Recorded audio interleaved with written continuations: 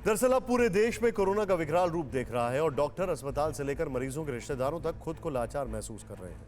अस्पताल में बेड नहीं मिल रहे हैं, बेड मिल रहे हैं तो ऑक्सीजन सिलेंडर नहीं मिल रहे हैं या फिर कोरोना में इस्तेमाल की जाने वाली दवा नहीं मिल रही है। हमने आपको ऑक्सीजन के हालात से परिचित कराया। अब रेमडेसिविर की मारामारी देखिए।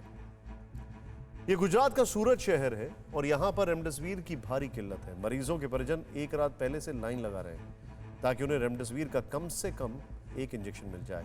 जिन मरीजों को ज्यादा इंजेक्शन की जरूरत होती है उसके 2-3 रिश्तेदार लाइन में खड़े होते हैं। सुनिए इनकी परेशानी। सुबह 7 बजे से खड़े। अभी तक आपका नंबर नहीं आया? नहीं आया अभी तक। और क्या कहा जा रहा है अंदर से? अभी आएगा ऐसा बोल रहे हैं। एक वैक्सीन दे रहे हैं खाली। एक व्यक्ति को एक ही दिया जा रहा है। हाँ, तो अगर किसी मरीज को ज्यादा की जरूरत हो तो आदमी खड़ा करना पड़ता है। कितने इंजेक्शन की जरूरत है? अभी तो 4 की ज़रूरत है। देंगी कितना? 1 देंगे। तो फिर बाकी के 3 आप कैसे लेंगे? फिर अभी डेली लाइन लगाना पड़ता है इसे। इन परेशानियों के बीच भी लोगों की लापरवाही कम नहीं हो रही है।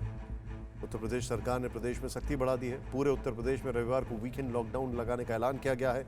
इस दौरान यूपी में सभी शहरी और ग्रामीण क्षेत्रों में रविवार को बंदी रहेगी। आवश्यक सेवाओं को छोड़कर सभी बाजार दफ्तर बंद रहेंगे। मास्क न लगाने पर 10,000 तक का जुर्माना लगेगा और व्यापक सैनिटाइजेशन अभियान चलाया जाएगा।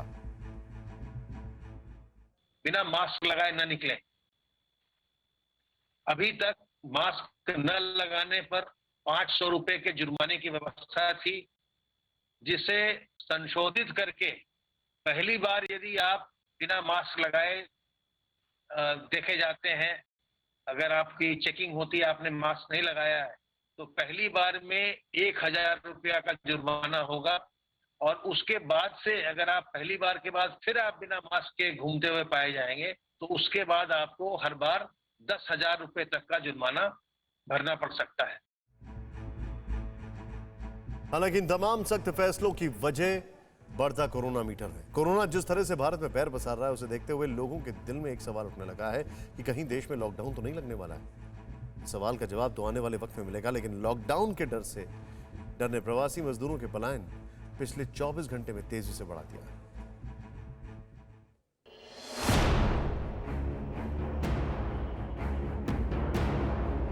तो हम तो सीपी में लोग काम करने वाले हैं, तो काम तो जाना ही पड़ेगा। जो मान लो 2 दिन का लॉकडाउन है तो कहाँ पर रहेंगे?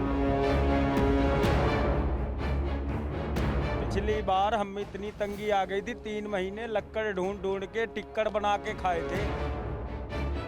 लॉकडाउन का डर है और पहली बात है कि जैसे किराए से रह रहा हूँ ना, अब पिछले ही किराया नहीं पार हुआ है, अब फिर डबल और चढ़ जाएगा। प्रॉब्लम आ रही है, कभी 8 घंटे का, कभी छुट्टी कर देते हैं, तो इसमें खर्चे तो चलते नहीं, तो इसलिए घर को जा रहे यार जा रहा हूँ लॉकडाउन लगने पर। ये लॉकडाउन की वजह से फिर पहले की तरह कहीं फिर पता नहीं कितने किलोमीटर तक पैदल चलना पड़े हैं, परेशानियाँ होती हैं। पहले भी बीमार पड़ गए थे रास्ते में।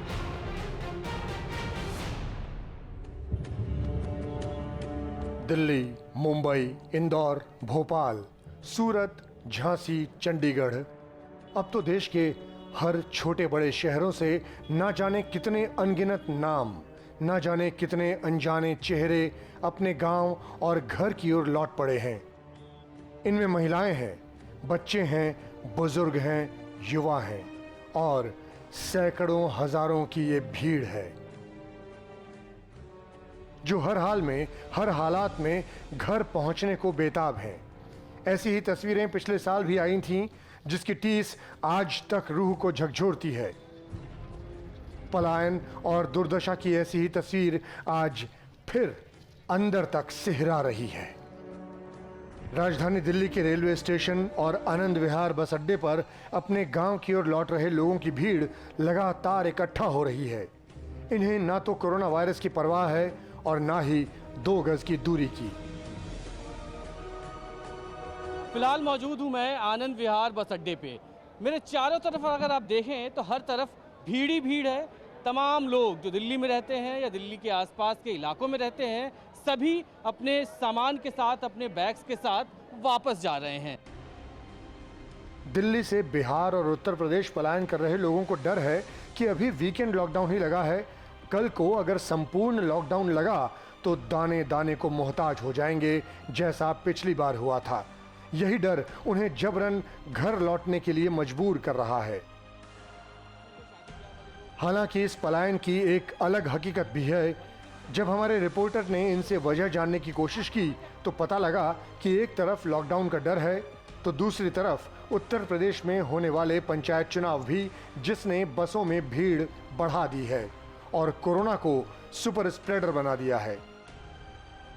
बिहार जा रहा हूँ लॉकडाउन लगने के कारण। ये लॉकडाउन की वजह से फिर पहले की तरह कहीं फिर पता नहीं कितने किलोमीटर तक पैदल चलना पड़े, हैं, परेशानियां होती हैं। हमारा भी कूलर का काम बंद हो गया अभी। वजह है इलेक्शन नज़दीक है, 19 तारीख को वोट पड़ने वाला, हम वोट देने जा रहे हैं। सीपी में लोग काम करने वाले तो काम तो जाना ही पड़ेगा। जो मान लो 2 दिन का लॉकडाउन है तो कहाँ पर रहेंगे। आजमगढ़ वजह क्या है? इलेक्शन के चक्कर में जा रहे हैं वोट लेने। कोरोना के बढ़ते मामलों के बीच पंचायत चुनाव एक बड़ी चुनौती है, लेकिन लाखों लोगों के पलायन से ये चुनौती और बढ़ने वाली है।